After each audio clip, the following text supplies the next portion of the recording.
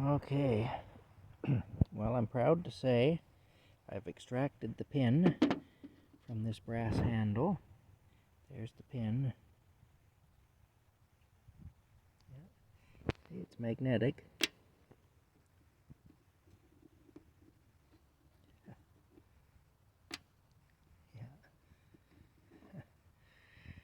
So it's steel, but the brass itself is not magnetic.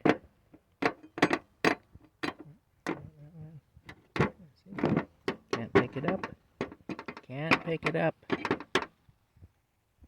But the pin we can pick up. Where did it go? Oh, there it is. Okay, there it is. Just pulled the pin right up onto it. That is a magnet from the inside a microwave oven. That's what that is. Anyway, yeah, we got all these bits of metal here together. Let me just put it all together here. All these little bits and pieces. Good old hacksaw, you know. Old tools. Old tools are the best. Although I've been old, well, I am old now, and I've been called a tool many times. And I don't know if I'm the best or not. I'm probably not. But I am old, and I have often been referred to as a tool, so there is that. Anyway, we'll go up here to the truck. We will. I've got my alcohol containers to go to the beer store, and I've got my scrap metal to go to the junkyard. Put it on the scale and see what it weighs. Get paid $4 or $5. You know, ought to be a little more than that, but it won't be great because it isn't anymore, but it'll be better than nothing. That's the thing. Alright, here we go now. Yeah.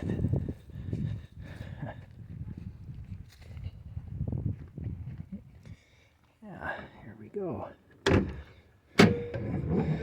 Alright, well, it's buried in there.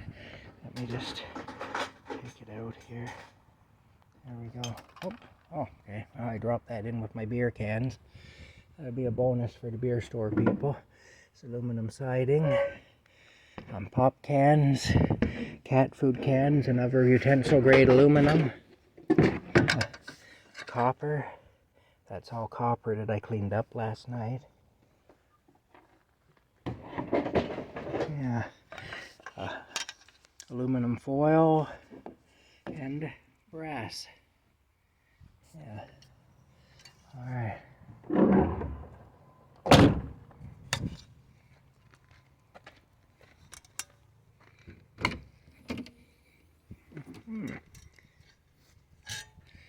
I do like the space cap, I'll tell you. I like it very much, I do. I like it very much. It's a handy thing. Yeah. Because it kind of keeps what I'm doing hidden. So if I'm moving a rototiller around, if I'm able to get one of those and I do gardens or whatever, then it's not like I'm going to be seen by the Ministry of Transportation hauling a rototiller around everywhere.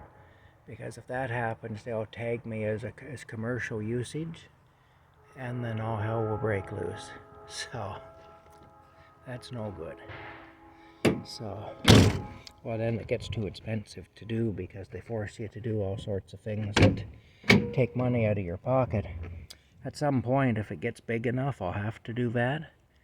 But right now, it would kill me before I got started if I had to have commercial insurance and commercial plates and all the rest of it.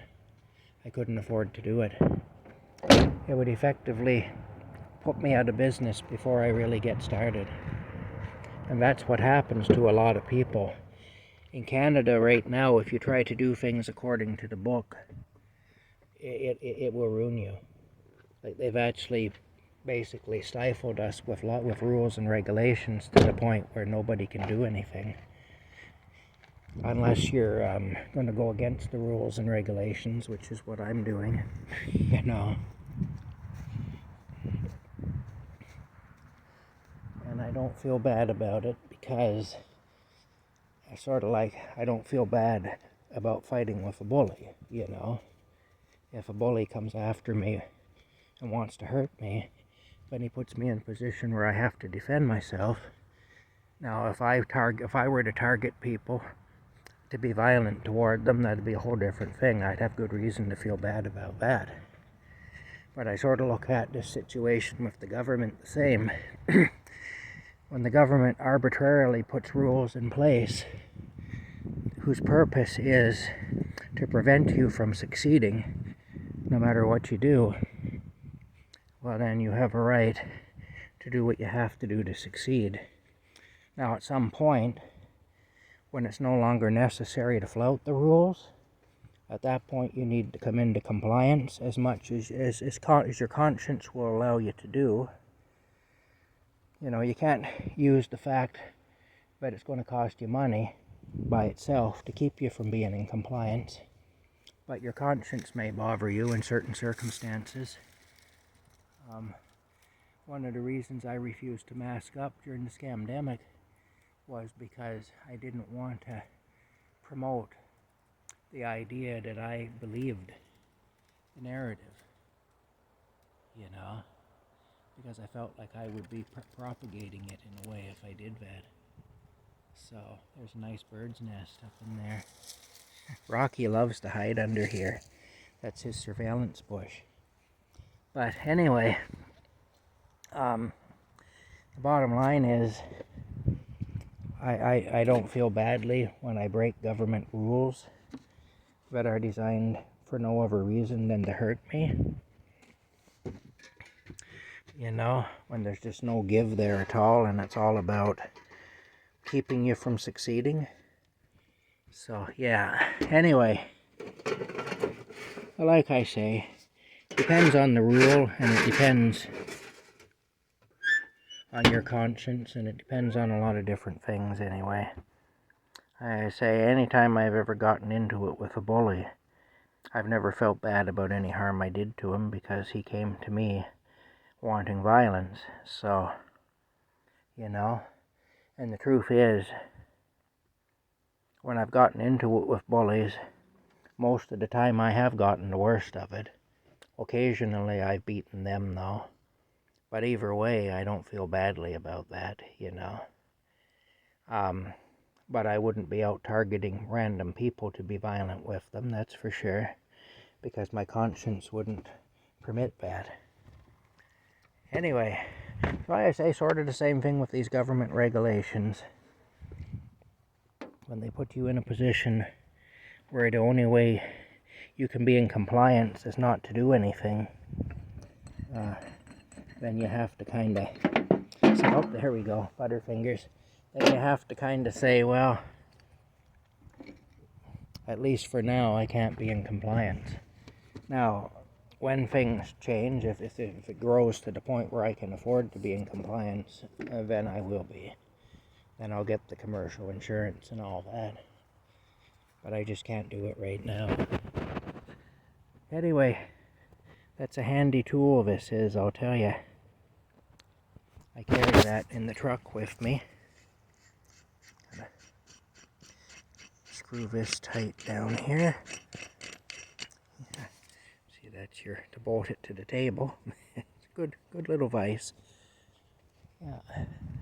Alrighty. I got a few of these actually. I bought a bunch of them as a lot at an auction years ago. So I got a few of these. Some of them are tiny, some of them are a little bigger than this. You know, they're all in my storage unit now, my storage container. Alright, anyway, that's it. We'll see you later.